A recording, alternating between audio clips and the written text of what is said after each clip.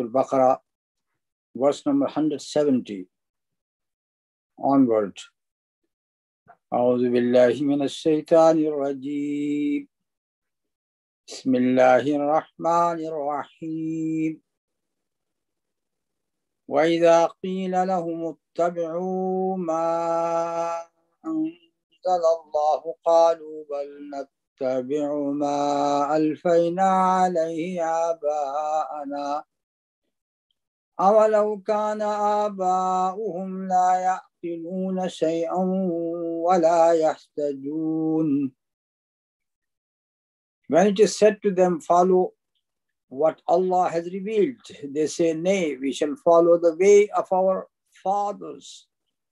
What, even though their fathers were wide of wisdom and guidance. We have explained this ayah in our last lesson. There is just one point, that is to explain the word بل نتبع ما ألفينا عليه آباءنا. When it is said to them, follow what Allah subhanahu wa ta'ala has revealed, they say, but we follow ma alfayna, the way of our forefathers, what we have found our forefathers upon it, that what we are going to follow. Now here only a difference between this word alfayna and in Surah Luqman, verse number 21, there is, instead of this word alfayna, there is wajadna. The ayah is like this. Same ayah. The beginning is the same. وَإِذَا قِيلَ لَهُمُ اتَّبِعُوا مَا أَنزَلَ اللَّهُ قَالُوا بَلْ نَتَّبِعُ مَا وَجَدْنَا عَلَيْهِ آبَاءَنَا أَوَلَوْ كَانَ الشَّيْطَانُ يَدْعُوهُمْ إِلَىٰ عَذَابِ السَّعِيرِ. And if it is said to them, follow what Allah subhanahu wa ta'ala has revealed, they would say, we would follow ma wajadna alayh, what we found our forefathers upon it, that we are going to follow. أَوَلَوْ كَانَ الشَّيْطَانُ يَدْعُوهُمْ إِلَىٰ عَذَابِ السَّعِيرِ. Is it that the Satan is calling them to the punishment of the hellfire? So a question arises here that for that expression to find your forefathers upon a certain way, in Surah Al-Baqarah the word al-fayna is used. And in Surah Luqman the word wajadna is used. So is there any difference between wajadna and al-fayna? Of course, when you go to the English translation, that is the same. Wajada is to find, and al-fayna, alfa, is to find as well. But there is a very minute distinction between the two words. Now the word alfa is used where you actually feel something, you can see it or you can touch it, it is in front of you, there is the word alfa. For example, in Surah Yusuf, Allah subhanahu wa ta'ala is explaining the story of Sayyidina Yusuf alayhi salam. Yusuf was persuaded by the wife of Al-Aziz, the king of Egypt, and of course she persuaded him for an evil purpose, and he ran towards the door, and she has torn his shirt from behind. And when he went to the door, here Quran says, وَأَلْفَيَا سَيِّدَهَا لَدَى الْبَابِ وَأَلْفَيَا, and they found the master there at the door. So you can see the word alfaya, alfa, which is used here in a dual form, alfaya, that is used for someone who was theirs. That was the king of the Egypt.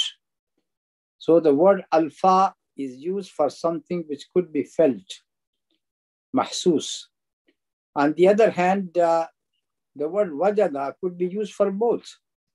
For something which can be felt or something which cannot be felt by our physical senses, but you find it with your heart. With your heart, you got the knowledge of that within your heart. So the word wajada can be used for there as well. For example, Allah subhanahu wa ta'ala has explained the state of kafir, a non-believer, on the day of judgment. وَالَّذِينَ كَفَرُوا أَعْمَالُهُمْ كَسَرَابٍ بِقِيعَةٍ يَحْسَبُهُ الظَّمْآنُ مَاءً حَتَّى إِذَا جَاءَهُ لَمْ يَجِدْهُ شَيْئًا وَوَجَدَ اللَّهَ عِنْدَهُ فَوَفَّاهُ حِسَابَهُ وَاللَّهُ سَرِيعُ الْحِسَابِ.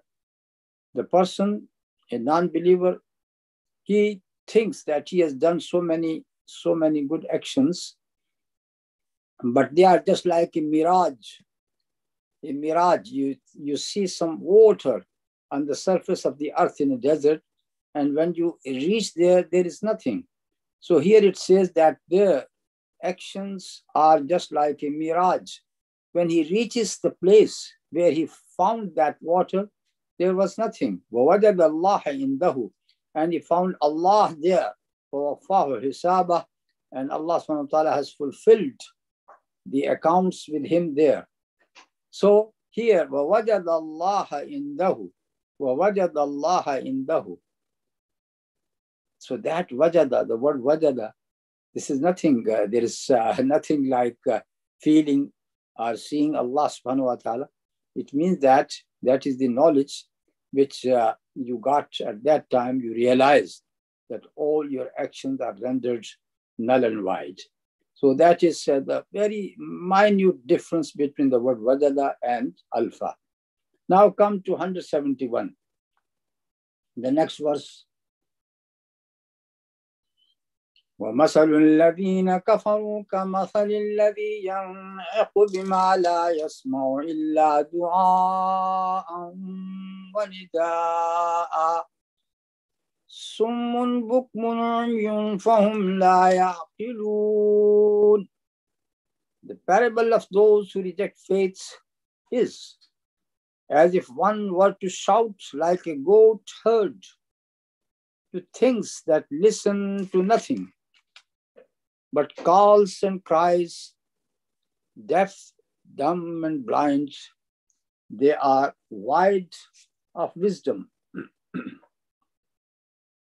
Now here, Allah subhanahu wa ta'ala has given the example of the non-believers.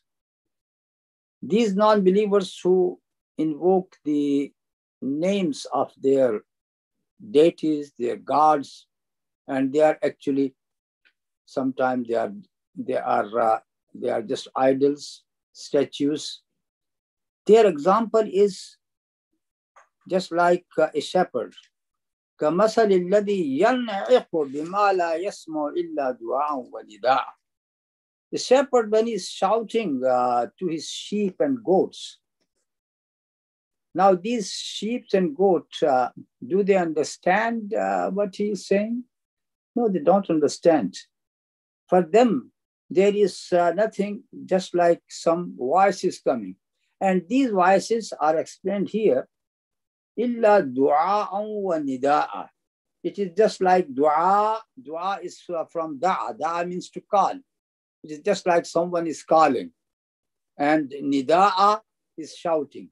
So normally what happens that when a shepherd is trying to push the sheep to run, then he is very near to them, and he can, whenever he shouts upon them, that is very, because he is very near to them, it is explained as dua.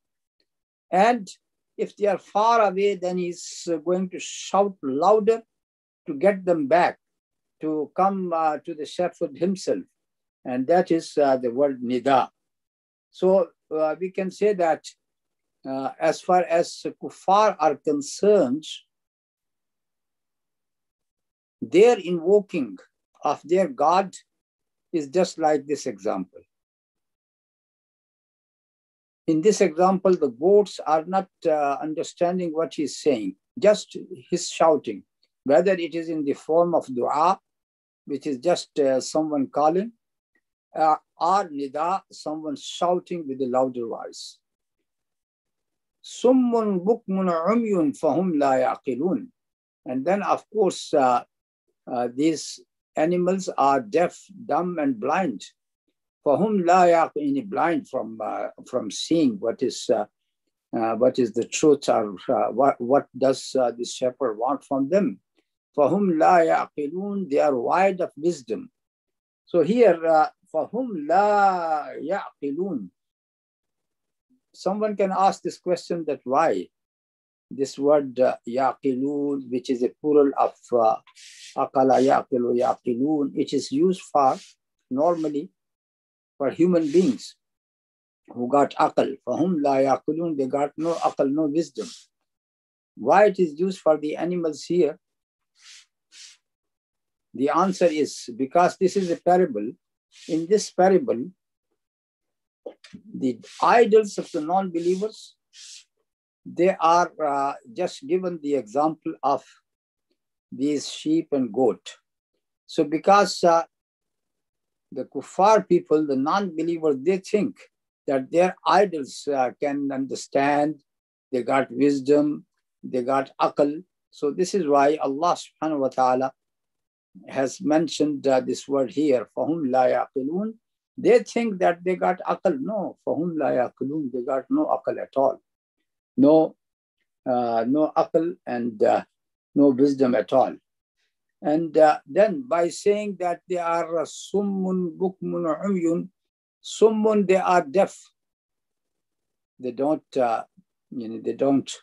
listen to whatever is said to them. Bukmun, they are dumb. They can't even answer to them. Yes, we can hear you and this is my answer. They can't do that. Umyun, they are blind. They are blind even to see what is beneficial for them. Nothing of this nature at all. 172, verse number 172. يا أيها الذين آمنوا كلوا من طيبات ما رزقناكم واشكروا لله إن كنتم إياه تعبدون.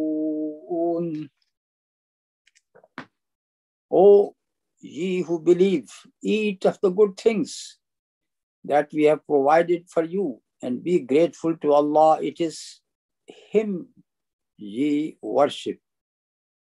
O believers, you see, just before few ayat,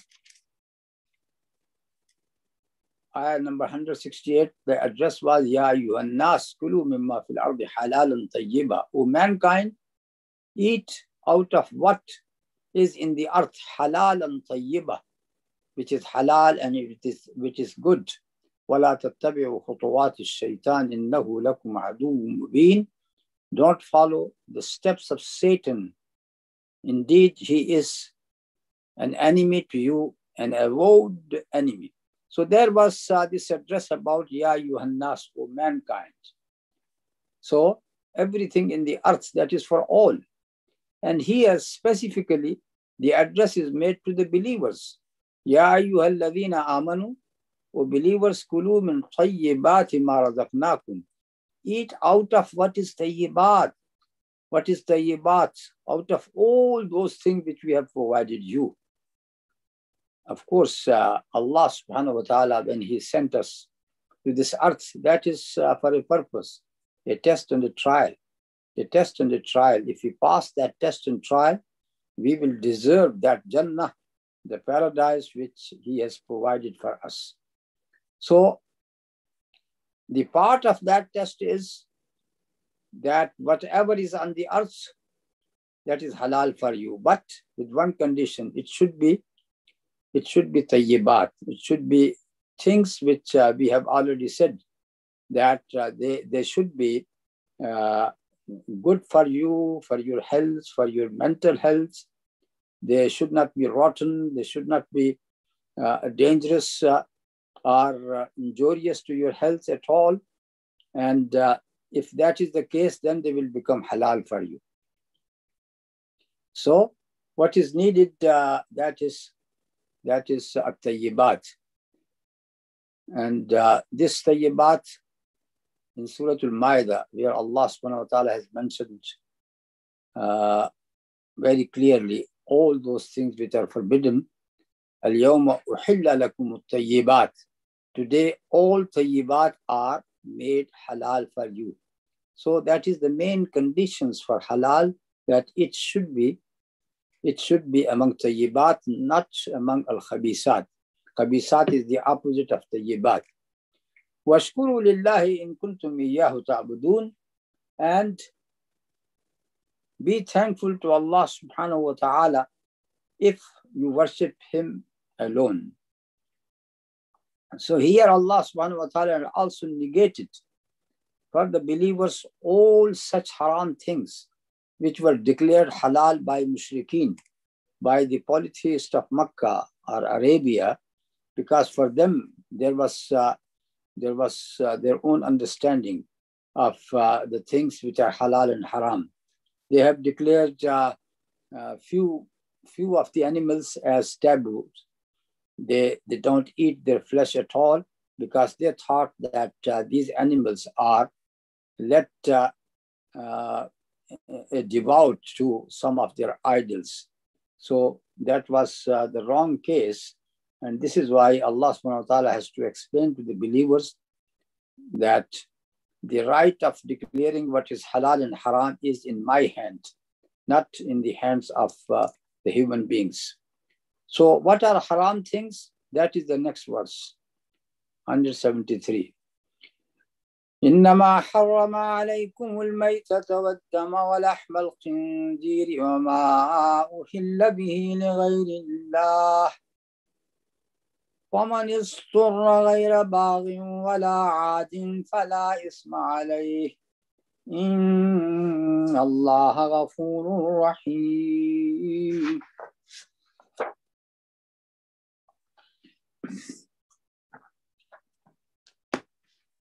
He has only forbidden you dead meat and blood and the flesh of swine and that on which any other name has been invoked besides that of Allah. But if one is forced by necessity without willful disobedience, nor transgressing due limits, then he is guiltless.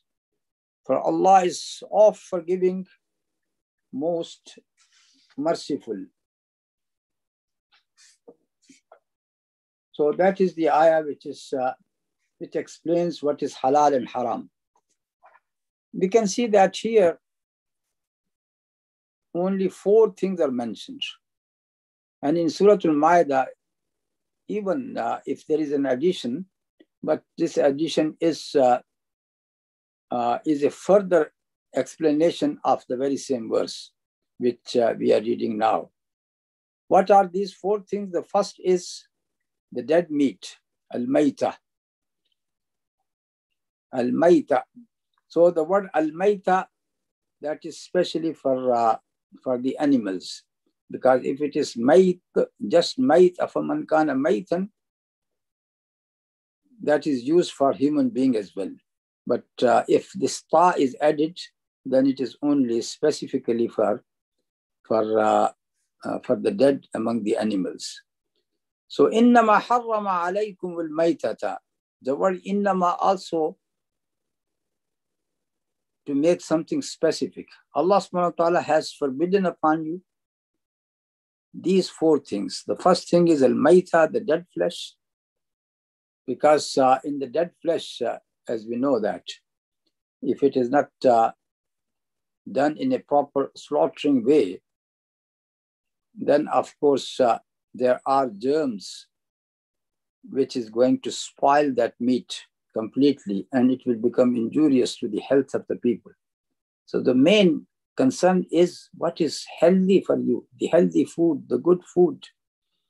In the same way with dam, the blood, the blood itself, and in the ayah of Surah Al-An'am, وَدَمًا مَصْفُوحًا, the blood which spill out at the time of sacrifice, all that blood, that is also haram, because blood is the collections of all the germs in it, and to store it and then to drink it, that is going to bring you the lot of diseases. That is haram. People used to do that. So this is why it is specifically mentioned. So after the sacrifice, the small quantity of blood which remains in the bones, in the flesh itself, and which appears at the time of cooking, that one is forgiven. Why? Because after cooking, then it would not create this type of impact or harm which the normal blood can do. وَلَحْمَ الْخِنْزِيرِ, and the flesh of the swine. وَلَحْمَ الْخِنْزِيرِ. It does not mean that here fat is not mentioned, the flesh is mentioned. لَحْمَ الْخِنْزِيرِ, it contains the fat as well. So whether it is fat or it is the flesh, they are all haram. وَلَحْمَ الْخِنْزِيرِ, and also it has been proved scientifically that the flesh of the swine, that can bring a lot of diseases, not just one disease, a lot of diseases.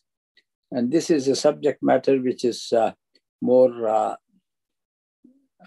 which concerns our brothers in the medical field to know and to express that how many diseases could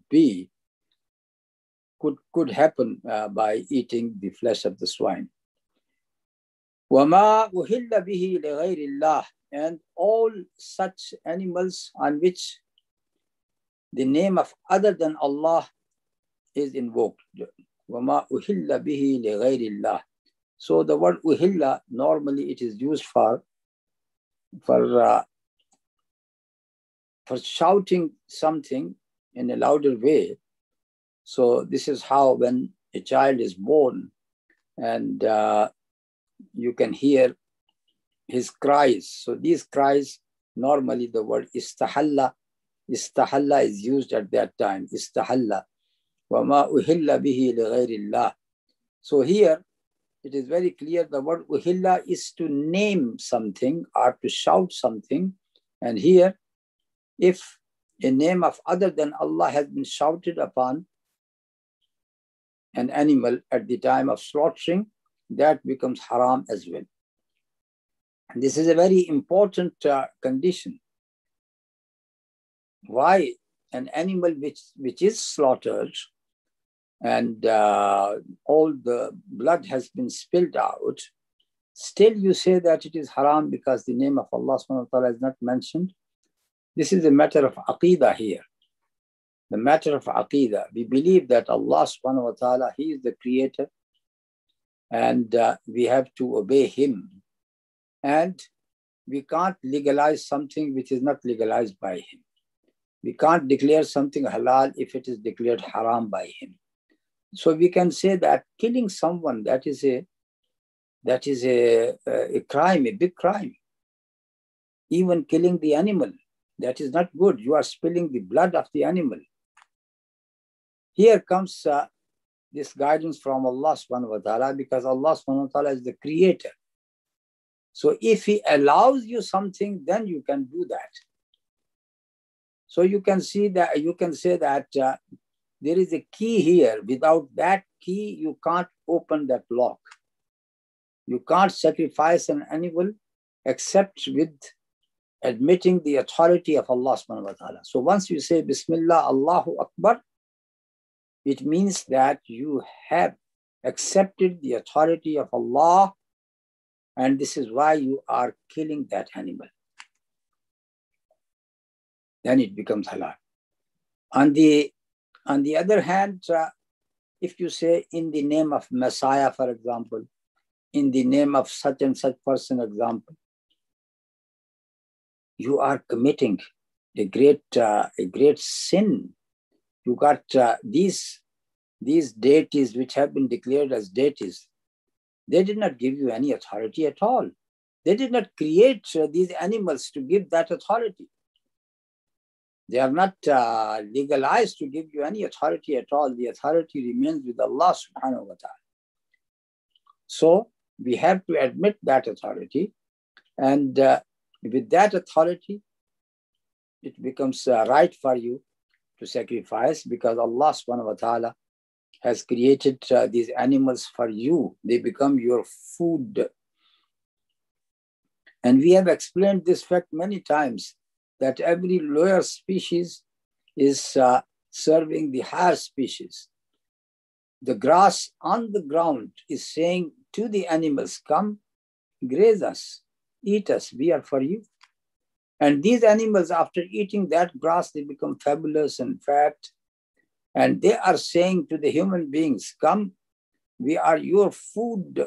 So we slaughter them and we eat them. And then comes the role of the human beings. Here they should realize that they have to serve Allah subhanahu wa ta'ala only, because Allah subhanahu wa ta'ala has created them only for that purpose. وَمَا خَلَقْتُ الْجِنَّ وَالْإِنسَ إِلَّا لِيَعْبُدُونَ مَا أُرِيدُ مِنْهُم مِّن رِزْقٍ وَمَا أُرِيدُ أَن يُطْعِمُونَ إِنَّ اللَّهَ هُوَ الرَّزَّاقُ ذُو الْقُوَّةِ الْمَتِينُ. Jinn and ins, Allah subhanahu wa ta'ala did not create them except for one purpose: to worship Allah, to serve Allah subhanahu wa ta'ala. So these are the four things which are mentioned here. Now there are some exceptions, because there is no ruling, but you will find some exceptions to it to make it easy for the human beings. So as far as the dead flesh is concerned, which is the carrion, Allah has allowed us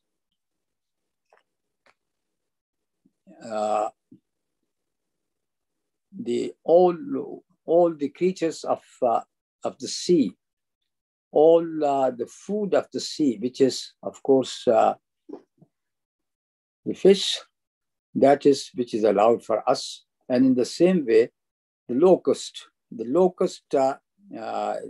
is not to be slaughtered. It comes in such a great number that there is no way you can slaughter them. So Allah subhanahu wa ta'ala has allowed us to cook them without slaughtering them. That is, these are the two things which are allowed as far as the carrions or the dead flesh is concerned. And in the same way, as far as the blood is concerned, there are two types of blood which are allowed, and they are the liver and the spleen. The liver and the spleen, because it is actually the collection, the collections of the blood, and that is made halal for us. And as far as lahm al-khinzir, nothing, there is no exception to it at all. وَمَا أُهِلَّ بِهِ لِغَيْرِ اللَّهِ, there is no exception at all. Now the exception which is coming after this ayah, that is in a certain situation. فَمَنِ اسْتُرَّ غَيْرَ بَاغٍ وَلَا عَادٍ, the person who is forced to eat one of these four things because he got nothing to eat. For example, a person is traveling, he's in the desert, and he got no food left at all. And then he finds any of these four things available, any of them. So he is in a state of istirar. The state of istirar is someone who is forced to eat such things because he is not finding any other things in order to save his life. Because if he does not eat them, he will die. He may have patience for 1 day, for 2 days, for 3 days, but not for a long time. Of course, if there is any you can say supportive type of food, you may survive. Here I remember the case of our Shaykh Muhammad Nasiruddin al-Albani. He himself told us, and it is also available in his lecture as well, when he was in Damascus. That is long before coming to Al-Madinah to teach us. So he is speaking about his stay in Damascus. And he read a book by an Austrian author in which he advised this type of treatment, which is the treatment with water only, just water. He said that if you stay drinking the water only for 40 days, you are going to kill so many germs in your body. You will lose your weight as well. And mashallah, you will be healthy and sound. So Shaykh said that he became convinced of this type of treatment, and actually he did it. He said that for 40 days, I did not eat anything at all except drinking the water from time to time. And he says that if you don't eat too much, then you don't need even water. But just to survive, he has to take some water. And he says that each day I was losing around half a kilo. So in 10 days, he lost 5 kilo weight, and 20 days, 10 kilo of weight. So you can imagine how much weight he has lost in 40 days' time. And after that, he said, yes, I found myself healthier, and all such diseases which I was feeling or I was suffering with, they disappeared. So here we come to this ayah once again. فَمَنِ اسْتُرَّ, the person who is forced to such a situation where he got nothing but any haram things, so he can eat them to save his life, but with two conditions: غَيْرَ بَاغٍ, غَيْرَ مُبْتَغٍ. Mubtaghi means the one who got an appetite for something, who got some inclinations to eat something. غَيْرَ بَاغٍ, you got no inclinations to eat it, but because to save your life, you are eating it. وَلَا عَادٍ, عَادٍ بِمَانَا مُعْتَدٍ, that the person is not exceeding the limit. So the limit is if you can save your life with a little food, with one morsel of that dead flesh, or 2 morsels or 3 morsels, then don't eat more than that. This means wala adin. So there are 2 conditions: غَيْرَ بَاغٍ وَلَا عَادٍ, you are not eating it with a desire, and secondly, you are not exceeding the limit. فَلَا إِسْمَ عَلَيْهِ, then there is no guilt upon him. These 2 words, غَيْرَ بَاغٍ وَلَا عَادٍ, if you take it literally, the second meaning could be taken as well. That the person غَيْرَ بَاغٍ, we understand the word baghi, the person who is rebellious. That is baghi. To rebel is to baga. Wala adin, adin also coming from mu'tadi, the one who transgresses. So that second meaning is taken by some of the jurists, and those who explain the Quran, they say it means فَمَنِ اسْتُرَّ غَيْرَ بَاغٍ وَلَا عَادٍ, the person who is forced to eat it, he can eat it, but with these 2 conditions, that he is not going to rebel, he is not going to transgress. What does it mean? That if the people, they are traveling together, and the food is very little, even that haram food which is found, that is very little, they might rebel against each other. They might rebel against their own master. They might transgress the limits, and they try to kill each other. No, you are allowed to eat it, but without making any fighting, any killing, any rebellion against each other. So this is the second meaning which is taken from this ayah. And in the end it says, Inna Allah ghafurur rahim, indeed Allah subhanahu wa ta'ala is oft forgiving most merciful. Not think, oh, I have taken this haram, and then you feel yourself all the time guilty. No, Allah subhanahu wa ta'ala has given you this permission, and this permission is to make matters easy for you. And whatever you eat at that time, Allah subhanahu wa ta'ala is Ghafoor, Allah subhanahu wa ta'ala is Rahim. There is another thing to understand here, that when the word harrama is used, innama harrama alaykum,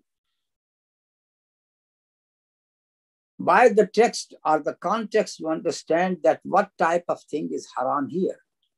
Here, what is haram? That is eating. Eating the flesh, the dead flesh and the blood, drinking, and the swine, and the flesh of the swine, and وَمَا أُهِلَّ بِهِ لِغَيْرِ اللَّهِ. So this is what we understand. But in the word of Surah An-Nisa, where it is said, حُرِّمَتْ عَلَيْكُمْ أُمَّحَاتُكُمْ وَبَنَاتُكُمْ, haram upon you are your mother, your sisters, and there is all the categories. So you understand what does it mean? That haram, what does it mean?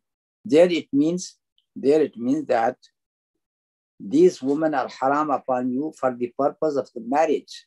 They are your mahram, and you can't marry them. In the very same way, when it is said about إِنَّمَا الْخَمْرُ وَالْمَيْسِرُ وَالْأَنْسَابُ وَالْأَزْلَامُ رِجْسٌ مِّنْ عَمَلِ الشَّيْطَانِ فَاجْتَنِبُوهُ, where Allah subhanahu wa ta'ala has mentioned the liquor and the gambling.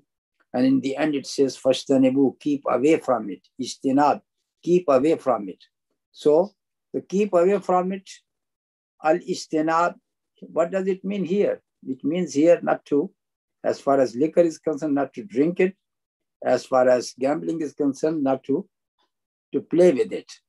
That's what it means. So what we wanted to say, that you have to understand this word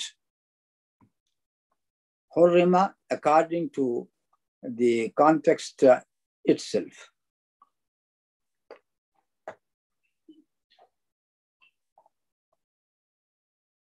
Here there is a note here that the very same word like khinzir, it can be used for some of the sea animals. They say khinzirul bahr, the pig of the sea, khinzirul bahr. And Imam Malik and Imam Abu Hanifa, when they heard this word khinzirul bahr, some people must have asked them, what about khinzirul bahr? So they were hesitant to give an answer. The only answer they did, just like the saying of Imam Abu Hanifa, you people, you are saying he is khinzir. So it means if he's khinzir, then keep away from it.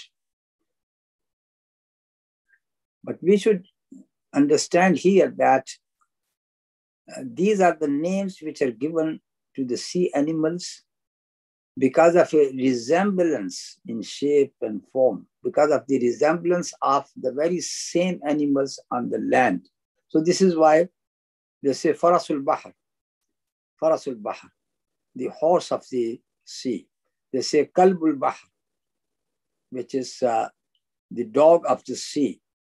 That is only because of the resemblance which is found in these two animals of the land and of the sea. So it does not mean that because linguistically it is given the name of khinzir, which is in the sea, it should attract the same ruling as that of the pig of the land. Because uhilla lakum saydul bahr, Allah subhanahu wa ta'ala has made that is halal for us, all the hunting of the sea. The only thing is the ruling which is given in general, uhilla lakum tayyibat, that it should be tayyib. It should be something good for you.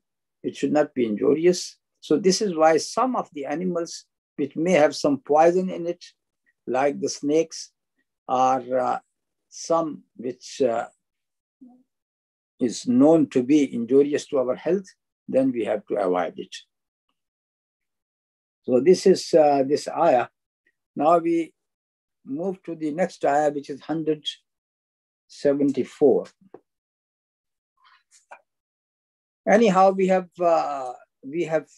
not touched upon many other issues related to this ayah, like saying the name of Allah subhanahu wa ta'ala upon each animal at the time of slaughtering. That inshallah we are going to touch in some other ayat, explaining some other ayat. We move to 174 now.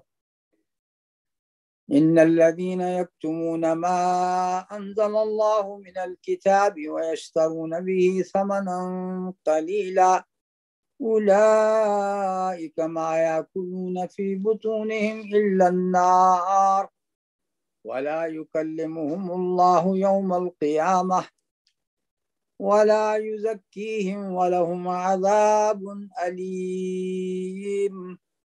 Those who conceal Allah's revelation in the book and purchase for them a miserable profit, they swallow into themselves naught but fire. Allah will neither address them on the day of resurrection nor purify them. Grievous will be their penalty.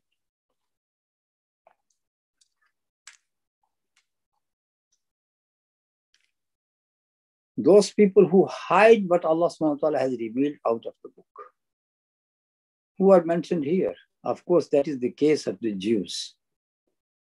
They were the people who got a book of Allah with them, that is the Tawrat. And they used to hide the verses of the Tawrat. The famous case of the two adulterers who committed adultery, and the Jews knew that the punishment is stoning. But they came to the Prophet ﷺ seeking a lighter punishment, and the Prophet said, bring your book. And then he said to them, read what this book says about this type of the crime. And they started hiding that ayah by placing the hand upon it. And the Prophet ﷺ said to them, no, don't hide anything. Read what is written there. So that was the ruling which they wanted to hide. In the very same way, there were so many other ayats giving prophecy about the coming of our Prophet Muhammad ﷺ. And they did not disclose that prophecy. So that also comes under the very same ayah. They hide for what purpose? وَيَشْتَرُونَ بِهِ ثَمَنًا قَلِيلًا. And they purchase them at a miserable profit. This is just like giving a ruling to someone which is a wrong ruling against the ayah of a Tawrat, only to get some money from the person who is seeking that ruling from them. It is just like among the Muslims, if you give a fatwa just to please a person of great authority, like a king or a person, a very wealthy person, you give him a fatwa according to his own wishes, but it is against Quran and Sunnah. وَيَشْتَرُونَ بِهِ ثَمَنًا قَلِيلًا. And they are taking a very miserable, small price for that. Does it mean that if you take a big price, then it is halal for you? Only a ثَمَنًا قَلِيلًا or a small price is made haram? No, that is not what is meant here. It means that whatever price you take, that is a miserable price against selling the ayat of Tawrat. And in the case of the Muslims, the ayat of Al-Quran. Don't do that. The punishment is very, very severe. أُولَٰئِكَ مَا يَأْكُلُونَ فِي بُطُونِهِمْ إِلَّا النَّارِ. They are not eating in their bellies except the fire. وَلَا يُكَلِّمُهُمُ اللَّهُ يَوْمَ الْقِيَامَةِ. Allah is not going to talk to them on the day of resurrection. وَلَا يُزَكِّيهِمْ. And Allah is not going to purify them. Because if they are not purified, they will not enter the paradise. Allah subhanahu wa ta'ala purifies the soul before they get into the paradise. Because Al-Firdaus, the paradise, the word Firdaus and paradise, that is the same word, only it has been turned into an English word. So the Arabic word is Al-Firdaus and the English word is paradise. It is a place of purity. Only the pure people would enter into it. Our Prophet ﷺ has told us that Allah subhanahu wa ta'ala keeps on purifying the Muslims, even those who have committed great harms, in different ways. The type of illnesses, the dangers, the loss, all what comes to a believer, it becomes a purification. Even the agony of death, that becomes a purification. And even if that is not enough, then the punishment or the torture of the grave, that becomes purification. Even if that is not enough, the hardship of the day of resurrection, crossing the bridge on the fire, all that hardship which they are going to face on that day, that is again a way of purifying them. So, why it is all meant? So they could enter the paradise totally purified. But here it says that Allah subhanahu wa ta'ala is not going to purify such people at all. The crime is very heinous, very, very serious. وَلَا يُزَكِّيهِمْ وَلَهُمْ عَذَابٌ عَلِيمٌ. And for them, there is a chastisement very painful. There is this hadith which gives a similar meaning by Abu Huraira, narrated by Abu Huraira, that the Messenger of Allah subhanahu wa ta'ala said, there are three people, salasatun la yukallimuhumullah. Allah subhanahu wa ta'ala is not going to speak three persons on the day of judgment. Wala yanzuru ilayhim wala yuzakkihim. Allah will not see at them, look at them. Allah is not going to purify them. Walahum azabun alim, and for them is a very terrible punishment, painful punishment. Shaykhun zanin, an old man committing adultery.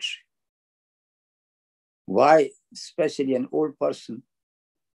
Just to show that how serious is the sin of that person who is old, who has seen and everything in this worldly life.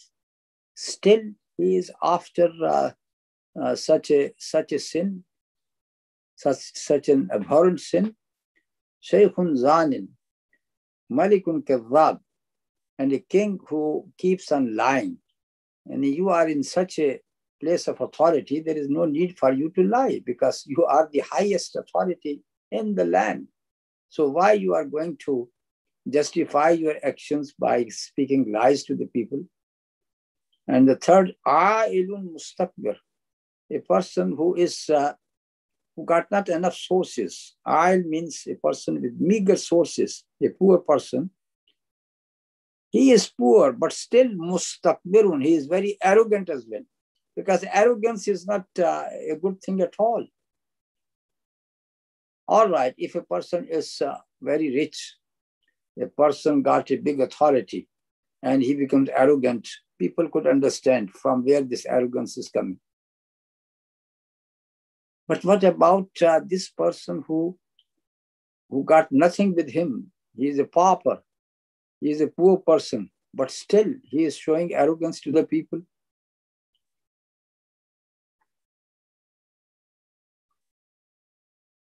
Now come to verse number 175. أولئك الذين اشتروا الضلالة بالهدى والعذاب بالمغفرة فما أصبرهم على النار. Their doom is because Allah sent down the book in truth. But those who seek cause of dispute in the book are in a schism. far from the purpose. 175, I have just skipped the translation. They are the ones who buy error in place of guidance and torment in place of forgiveness. Ah, what boldness they show for the fire. أولئك الذين اشتروا الضلالة بالهدى. They are the people, those people who are hiding the truths, those people who are denying the truths. They have purchased guidance bilhuda on the price of, they have purchased misguidance or error on the price of the guidance. It means when you buy something, you give the money and buy that object. These people, they have given the guidance as a price, and what they have purchased? A balala, which is misguidance. Wal-awaba bil-maghfirah, and they have purchased the punishment by giving al-maghfirah, forgiveness. So it means that the deal which they have done is totally wrong. فَمَا أَصْبَرَهُمْ عَلَى النَّارِ. See how boldness they show for the fire. فَمَا أَصْبَرَهُمْ عَلَى النَّارِ. It means these people, they know that by this action we are going to get into the fire, but they don't care about it. They say, oh, it does not matter. It does not matter. If we are going to the fire, then why you are worried about us? No person can even bear a little tiny fire. You can't put your hand into the fire even for few moments, let alone a person who says, oh, if I remain in the fire forever, then what is going to happen to me? Nothing. And he does not care about that. فَمَا أَصْبَرَهُمْ عَلَى النَّارِ. They are, and it is very, very amazing things that these people, they don't realize the truth, and they want to stay in the fire only because of these worldly things which they give preference to them here in this world. Now we come to 176. ذلك بأن الله نزل الكتاب بالحق وإن الذين اختلفوا في الكتاب لفي شقاق بعيد. The doom is because Allah sent down the book in truth, but those who seek cause or causes of dispute in the book are in a schism, far from the purpose, far from the purpose.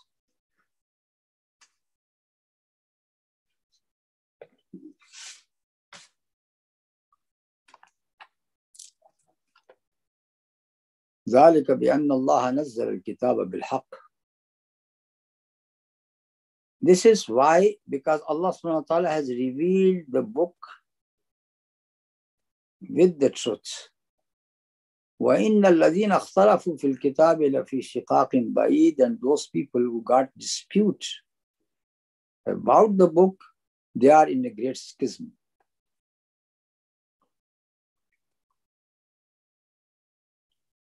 This ayah comes as a last note about the previous ayat. And in the people who are hiding the truth, the people who are purchasing the error in place of guidance, purchasing the torture in place of maghfirah. Why they are doing it? Because they failed that trial. And the trial is, this is the book, believe in it. Allah subhanahu wa ta'ala has revealed the book with the truth so the people could follow it. And they are the people who got dispute in the book. And this is why they remain in a great dispute all the time. You know, they don't know what is the truth, what is wrong, what is right. They don't have this concept at all. Now we move to 177. This ayah is a very great and lengthy ayah. I think that you would be able only to give a very short explanations now and leave the further explanation in our next lesson. 177. And because it is a long ayah, I am going to read it in parts. ليس البر أن تولوا وجوهكم قبل المشرق والمغرب. It is not righteousness that you turn your faces towards east or west. ولكن البر من آمن بالله واليوم الآخر والملائكة والكتاب والنبيين. But it is righteousness to believe in Allah, in the last day, and the angels, and the book, and the messengers. وآتى المال على حبه ذوي القربى واليتامى والمساكين وابن السبيل والسائلين وفي الرقاب. To spend of your substance out of love for Him, and for Allah, for your kin, for orphans, for the needy, for the wayfarer, and for the ransom of slaves. وَأَقَامَ الصَّلَاةَ وَآتَ الزَّكَاةَ. And to be steadfast in prayer and practice regular charity. وَالْمُوفُونَ بِعَهْدِهِمْ إِذَا عَاهَدُوا. And to fulfill the contracts which ye have made. وَالصَّابِرِينَ فِي الْبَأْسَاءِ وَالضَّرَّاءِ وَحِينَ الْبَأْسِ. And to be firm and patient in pain or suffering and adversity, all and throughout all the periods of panic. أُولَٰئِكَ الَّذِينَ صَدَقُوا وَأُولَٰئِكَ هُمُ الْمُتَّقُونَ.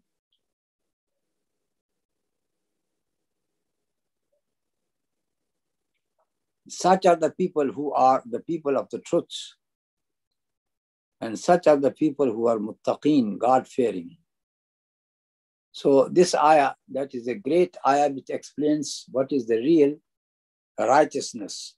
Because the word al-bir, the word al-bir is to be loyal to someone, good to someone. This is why the word is used for walidain, birrul walidain, barram bi walidai. He was good to his parents. So this ayah actually, you can say that in the beginning of the second part of our Quran, what was the first ayah, which is ayah 142? سيقول السفهاء من الناس ما ولاهم عن قبلتهم التي كانوا عليها قل لله المشرق والمغرب يهدي من يشاء إلى صراط مستقيم. The foolish people would say among the people, what made these Muslims turn from their qibla on which they used to be? قل لله المشرق والمغرب. Say to them, to Allah belongs the east and the west. يهدي من يشاء إلى صراط مستقيم. He will guide to whom He likes to the right paths. So that ayah, which is 142, which begins about, there are both people from among the mushrikeen, people who said about the believers that they used to face Makkah. What happened to them? When they went to Medina, they started facing Baitul Maqdis. And it also applies to the Jews, that they said that these people, they are facing our Qibla, Jerusalem. What happened to them later? They started facing once again Makkah. It means that they thought that the real righteousness is in the turning of your face. And the answer was no, that was not the real righteousness. And this answer, that the real righteousness is what? What is the real al-bir? That comes in this ayah, which is 177. So it means, see, from 142, that subject which started there, then it developed into so many other things which Allah subhanahu wa ta'ala has explained. Now it has come back to answer the very same question which was raised in 142. ليس البر أن تولوا وجوهكم قبل المشرق والمغرب. This is not righteousness, that you turn your faces towards east and west. That is an indication given by Allah subhanahu wa ta'ala for you, that whether you listen to the commandments of Allah or not.